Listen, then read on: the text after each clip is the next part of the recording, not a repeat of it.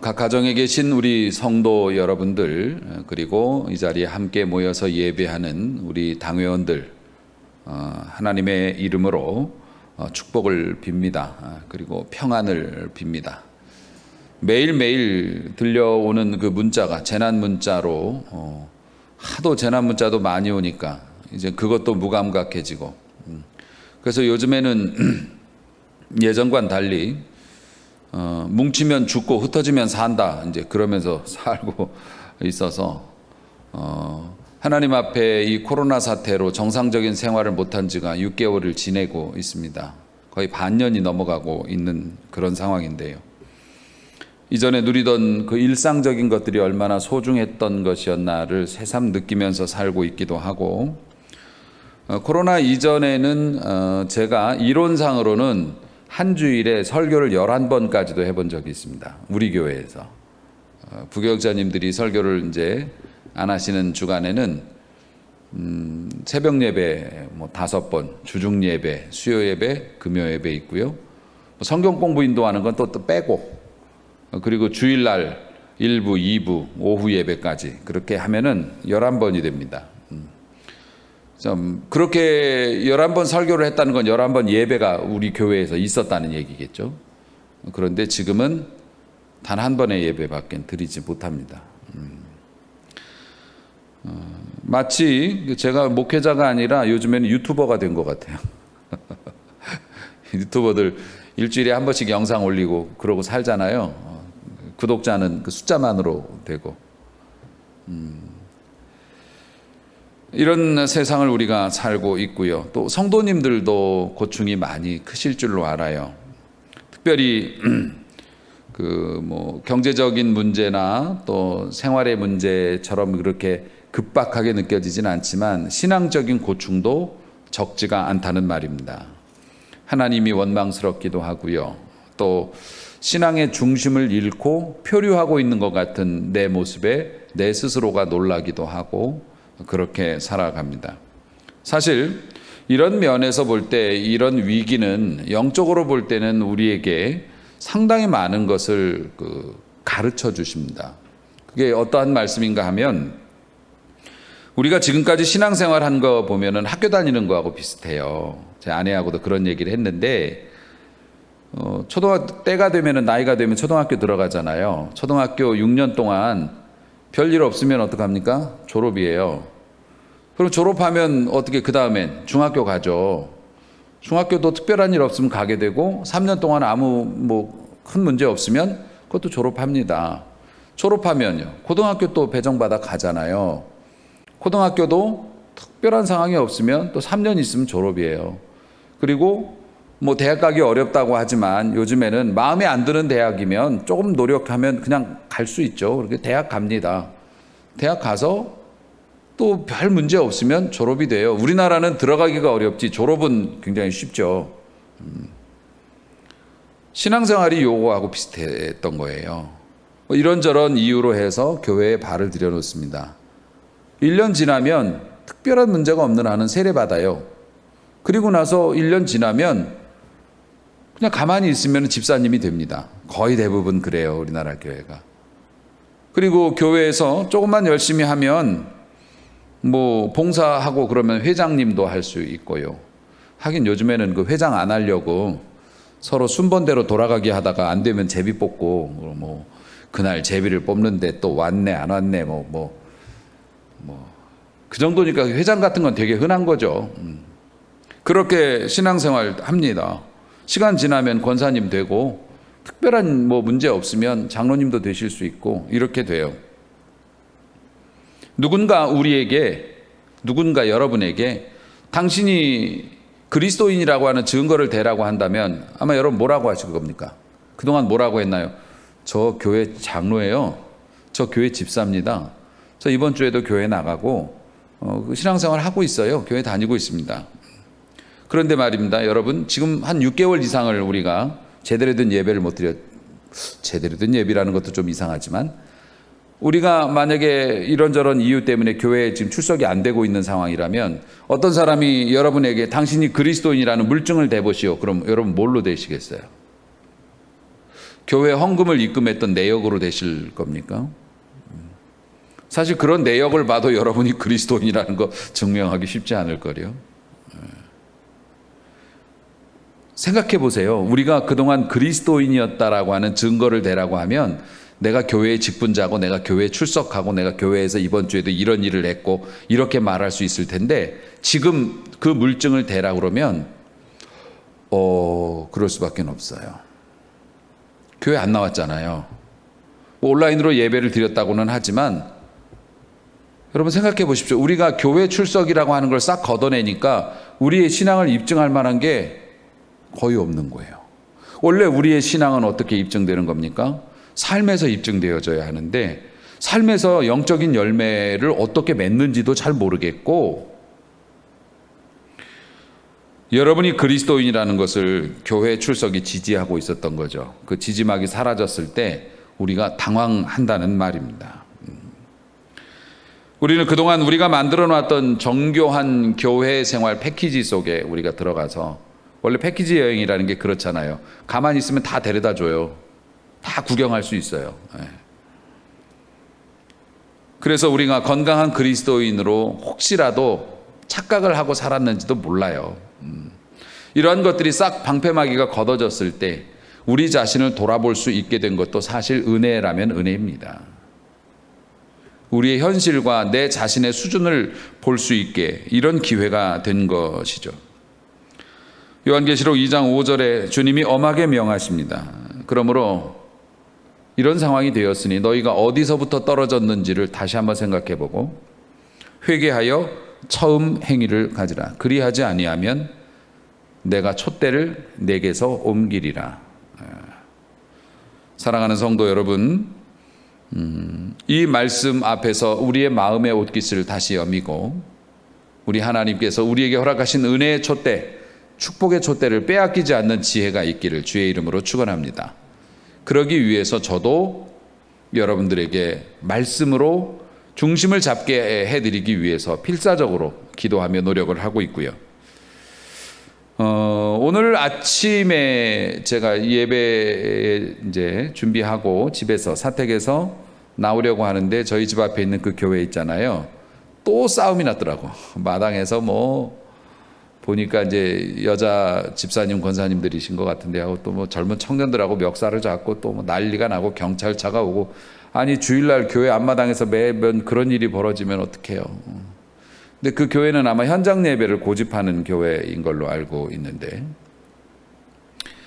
요즘에 그 온라인 예배를 드려라 모여서 예배 드리지 말고 그랬더니 또 어떤 뭐 목회자 그룹에서는 예배 현장 예배는 우리가 생명처럼 지켜온 거고 우리가 뭐 죽음을 불사하고 이걸 지키겠다 이러고서 강행하시는 분들도 있고 심지어는 목사님들과 목사님들 사이에서도 그거는 아니지 않느냐 하면서 뭐 여러 가지 의견 충돌도 생기고 그렇습니다.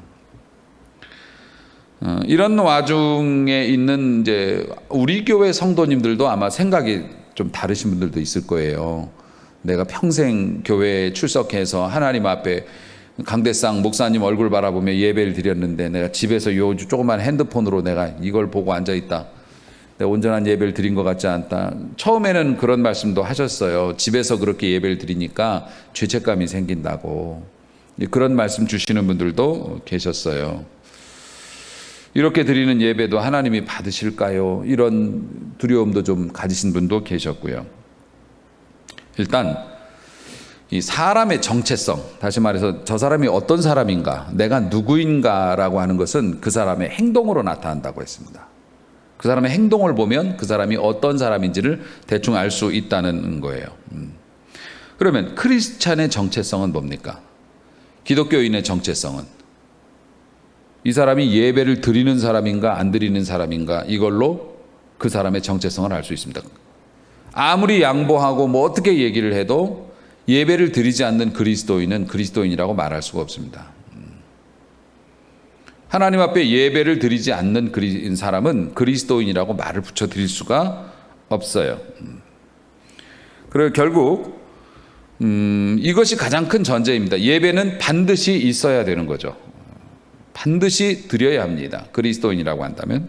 그래서 오늘 말씀이 중요하죠.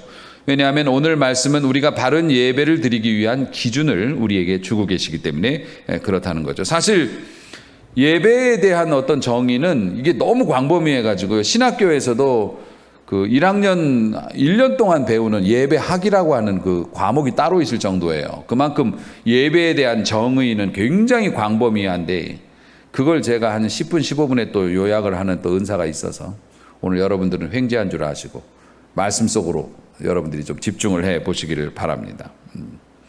일단 오늘 말씀, 오늘 주어진 본문의 로마서 12장 1절, 2절 말씀을 통해서 여러분들이 예배에 관해서 중요하게 가지고 있어야 할 두 개의 단어가 있어요. 하나는 뭐냐면은 그 영적인 예배. 하나님 앞에 드릴 영적인 예배다. 영적인 예배가 하나님이 받아주시는 예배라는 거예요. 영적인 예배. 그리고 또 하나는 산제물. 예배에 있어서 이 두 개는 꼭 필요한 거예요. 영적인 것으로 예배를 드린다. 또 하나는 산제물이 필요하다. 이 두 가지가 예배에 있어서의 핵심이에요. 일단 1절에 나오는 영적인 예배는 뭘까?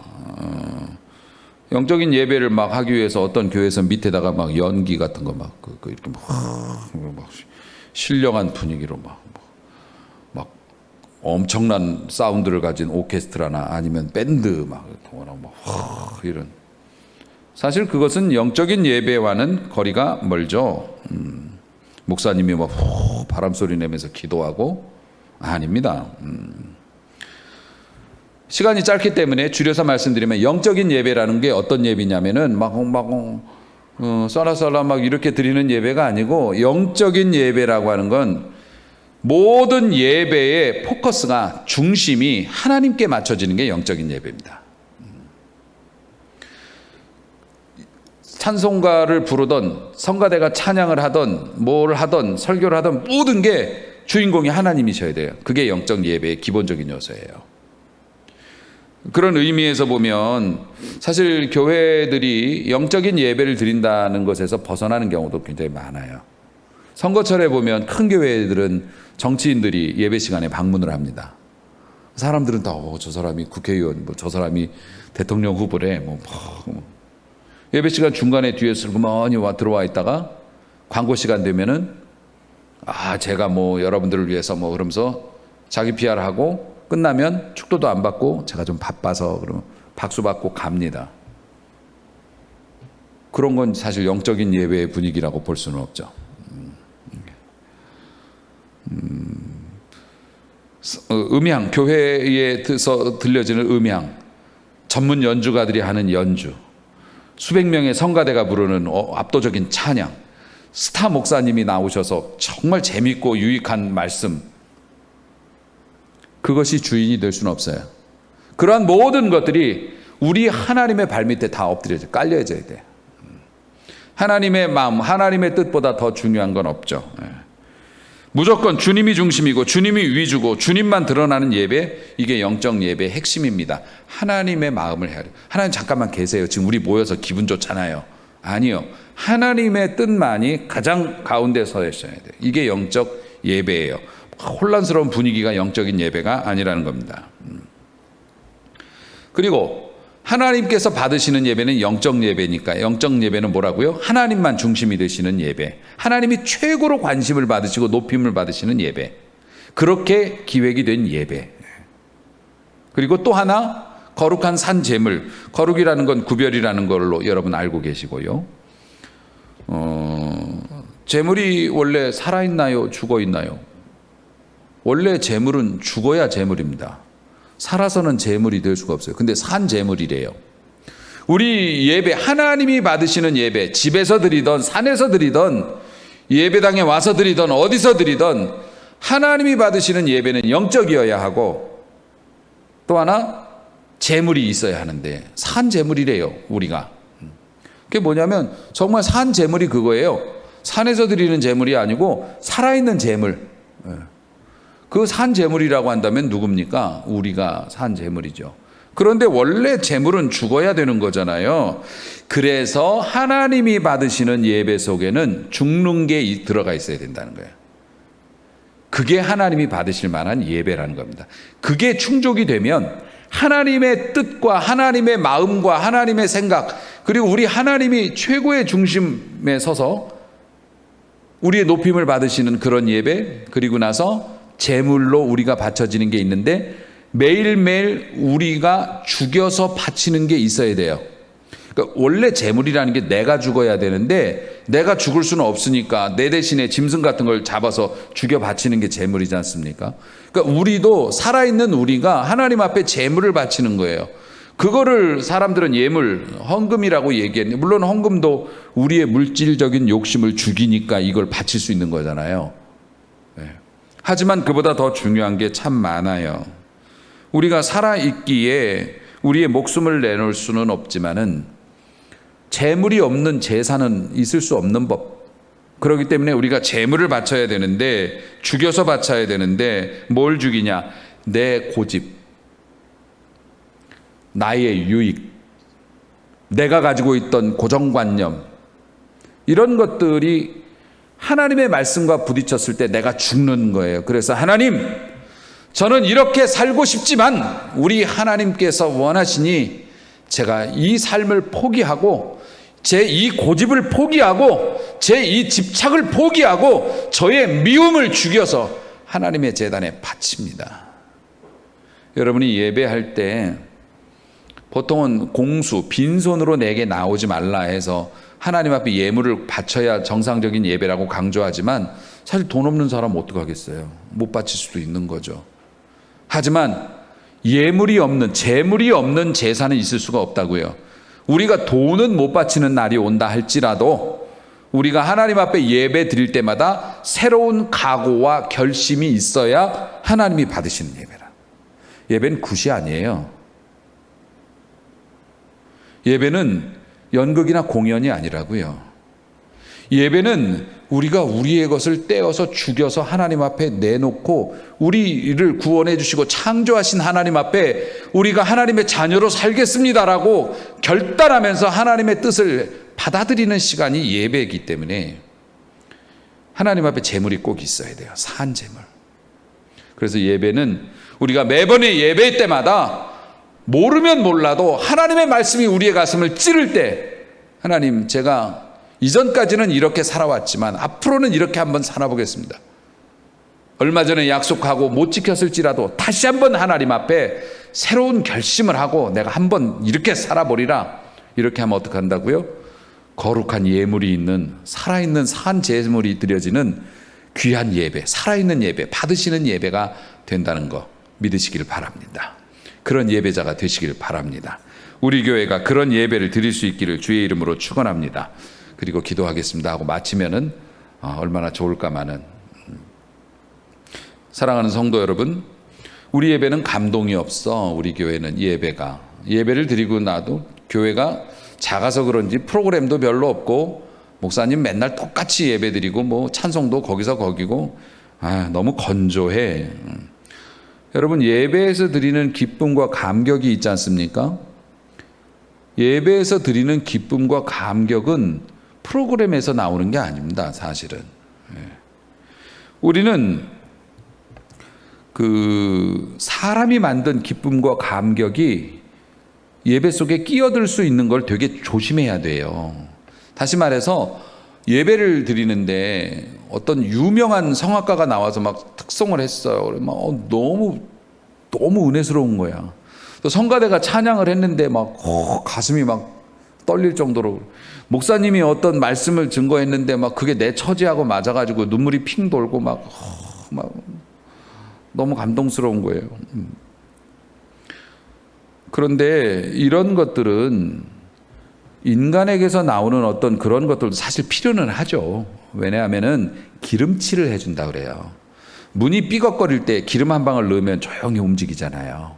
그런 것처럼 우리가 신앙생활을 할 때 같이 건빵을 먹을 때 목매이지 말라고 별사탕 하나 넣어주는 것처럼 교회 예배에도 그런 게 있어야죠. 최대한 열심히 연습하고 좋은 장비를 구하고 또 좋은 사역자들이 서서 뭐 열심히 좋은 걸 보여드리는 거 굉장히 중요해요. 근데 그거는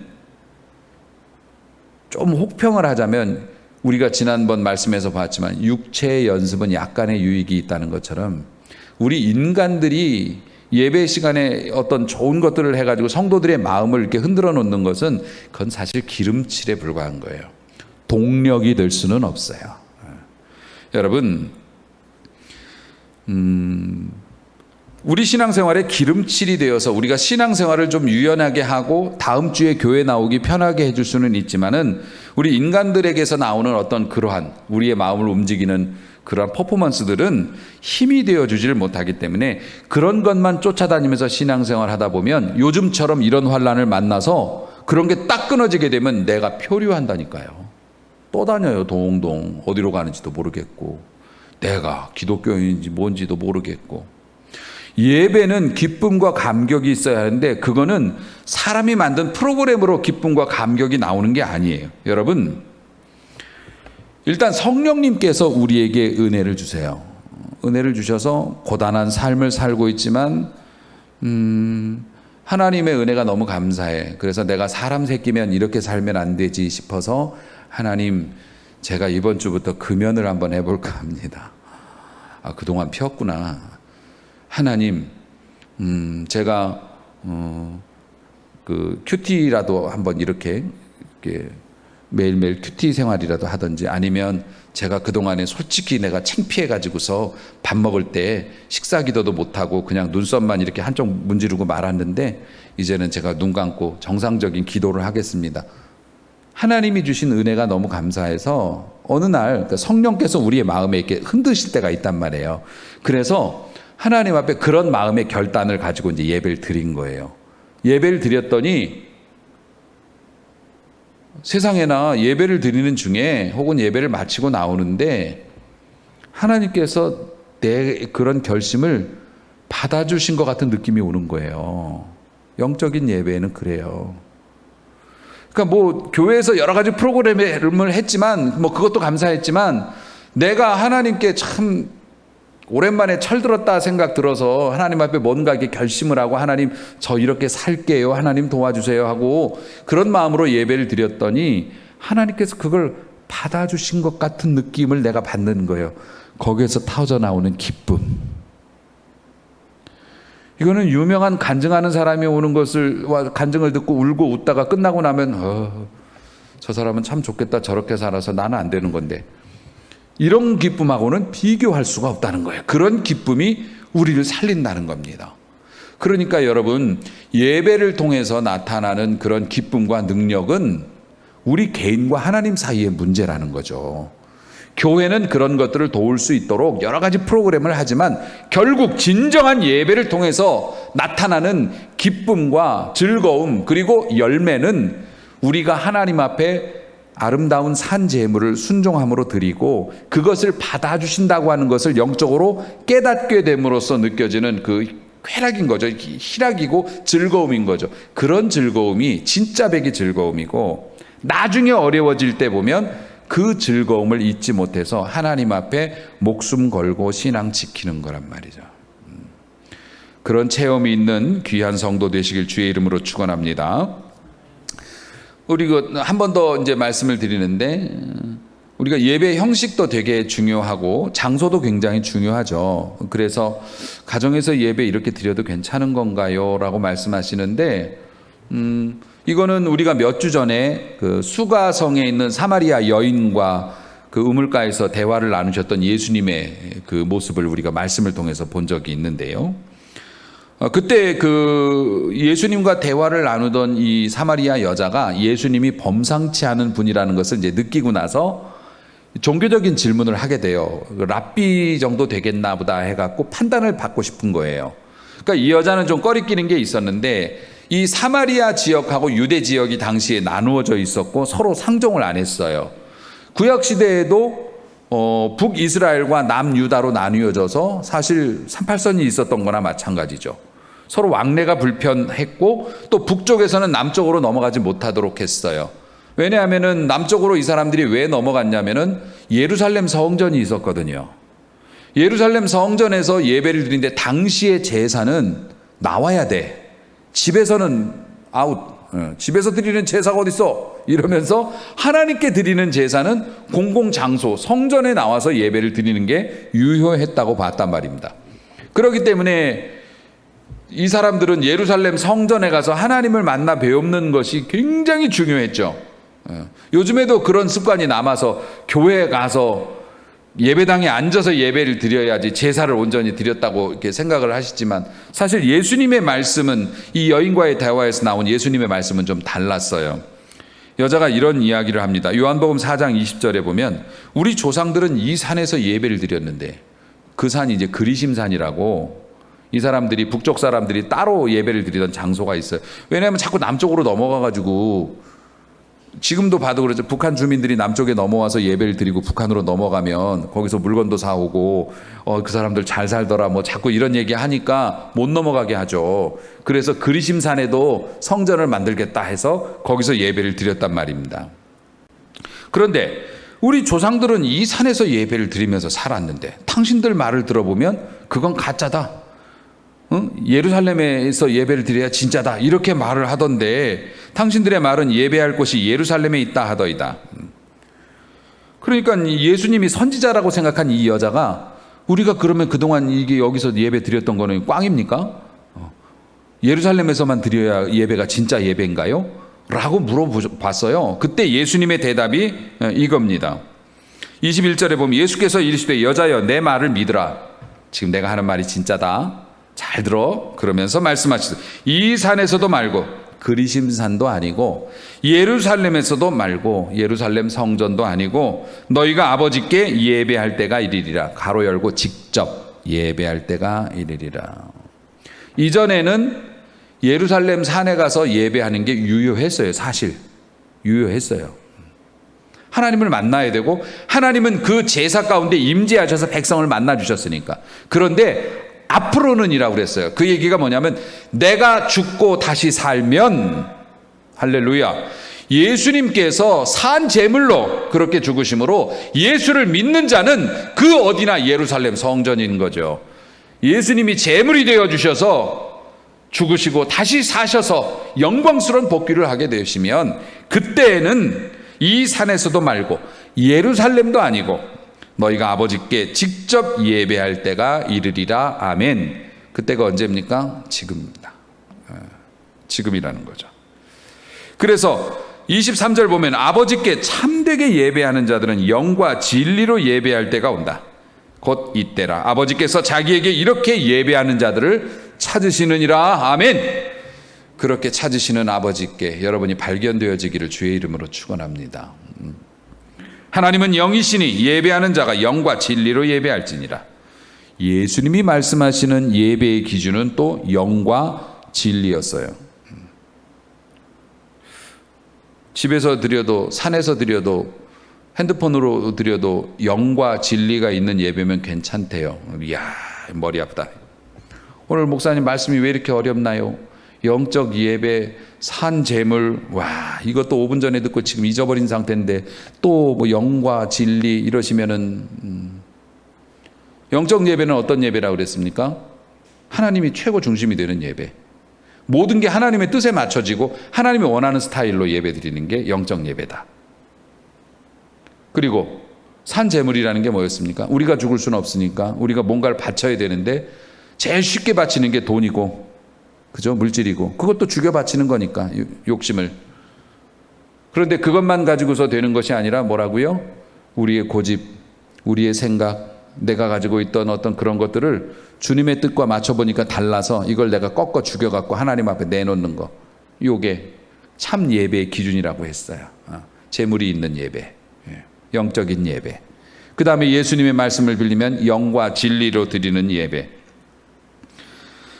이거는 제가 더 간단하게 설명드릴 수 있어요. 프랑스의 루이 14세라고 있어요. 5살의 왕이 돼갖고 72년 동안 왕노릇을 해서 태양의 왕이라고 했을 정도로 아주 그 권세가 아주 대단했답니다. 베르사유 궁전도 건축을 했고, 루브르 궁전도 건축을 했고, 아마 그 사람 이름은 몰라도 짐은 국가다라고 하는 얘기는 들어보셨을 겁니다.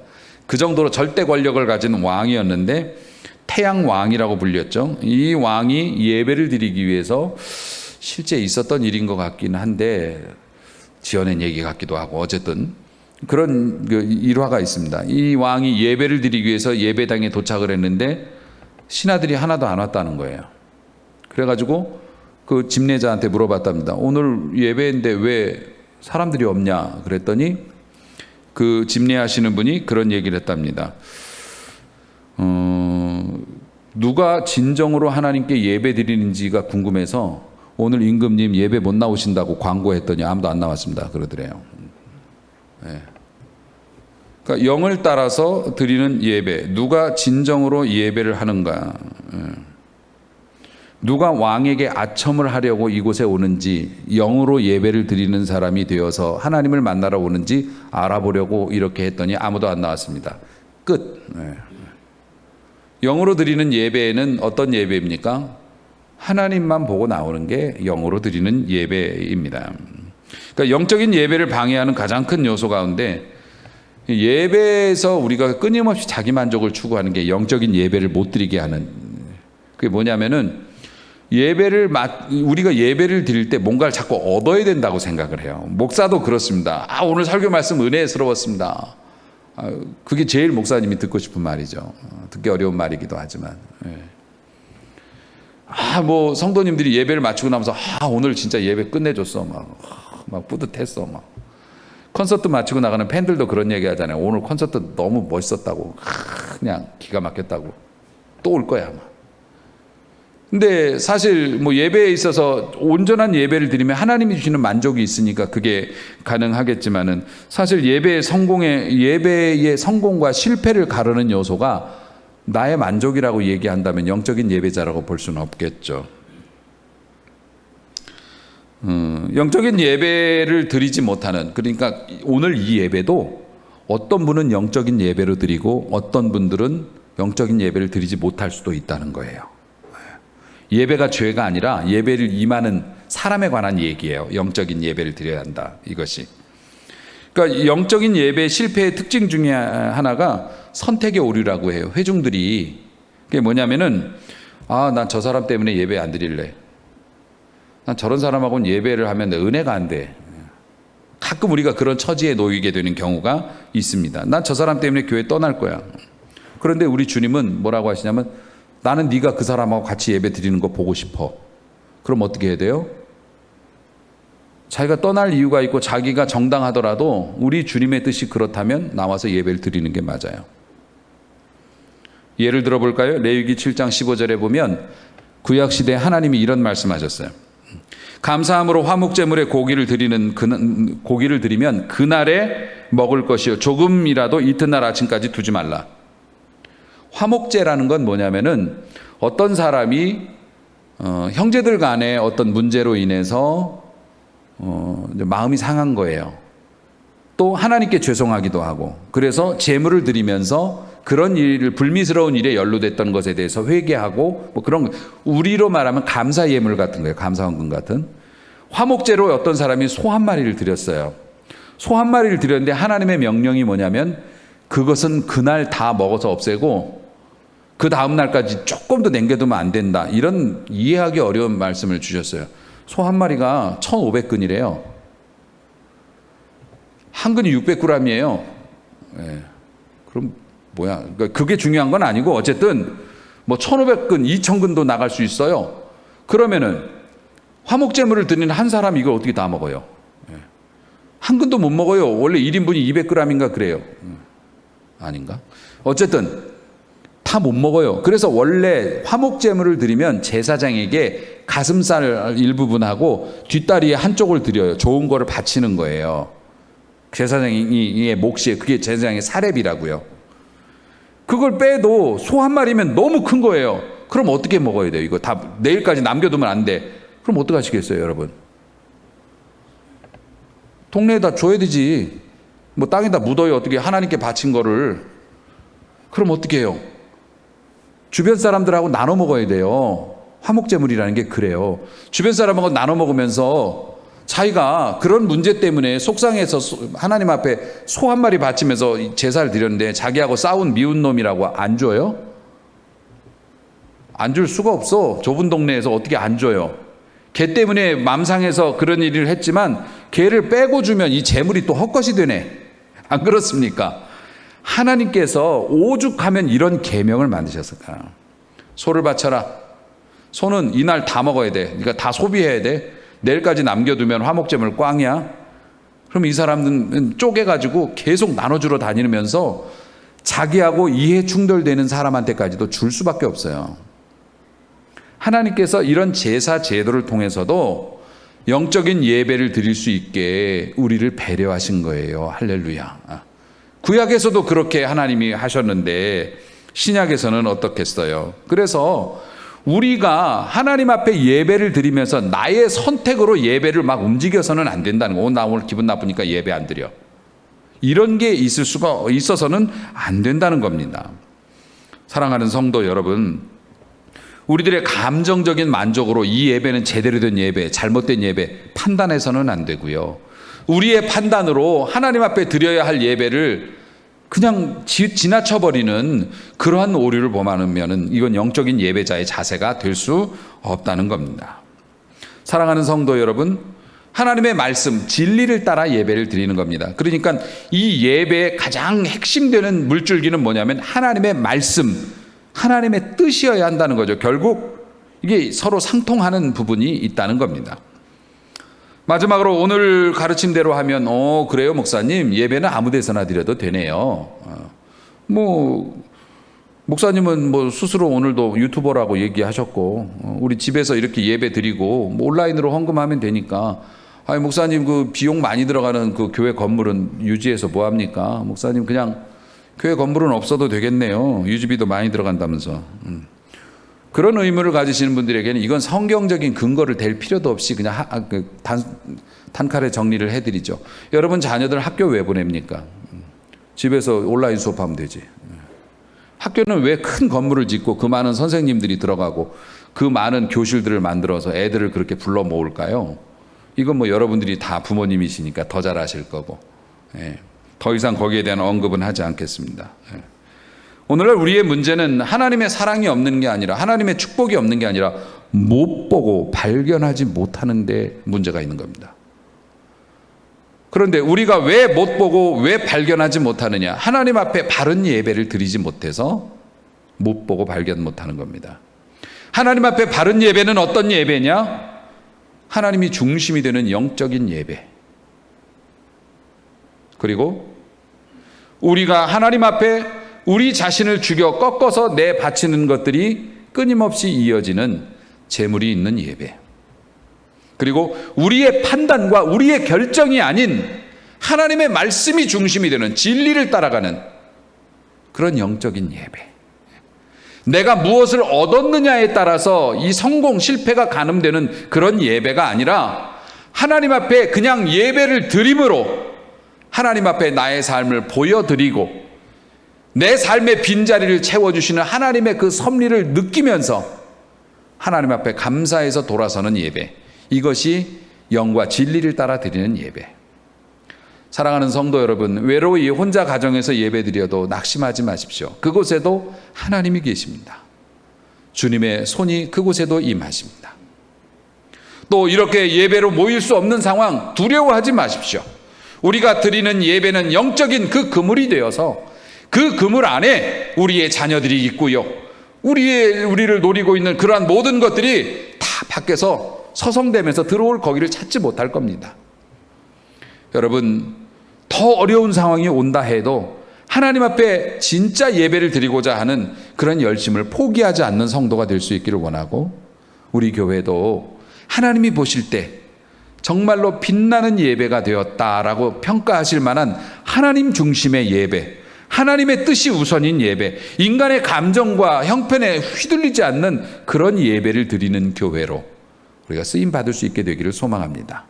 지금은 우리가 모여서 예배 드릴 수 없지만은 하나님이 곧 풀어주실 텐데, 그때는 이 성전이 바른 예배를 드리는 예배자로 가득 차며, 또 그렇게 예배를 드리는 것은 이걸 어디 가서 추수하냐면 여러분의 삶에서 추수를 하게 된다는 거죠.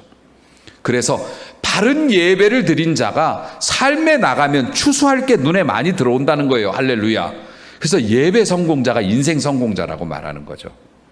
그러므로 우리가 하나님께 온전히 드리는 예배가 무엇인지를 오늘 배웠으니 그러한 예배자가 되기를 소원하고 소망하면 성령이 도와주실 것이고, 성령의 도우심을 따라 각 처소에서 형편에 맞게 하나님 앞에 예배를 드리고 하나님이 주시는 은혜를 받는다면 우리가 하나님이 주시는 축복의 날에 거둘 것을 많이 발견하는 눈이 밝은 성도로 우리가 쓰임받게 됨을 믿으시고, 오늘도 주 앞에 희망을 가지고 바른 예배 드리시며 하나님이 주시는 은혜와 복을 풍성히 누리는 우리 성도 되시기를 주님의 이름으로 축원합니다. 기도합니다.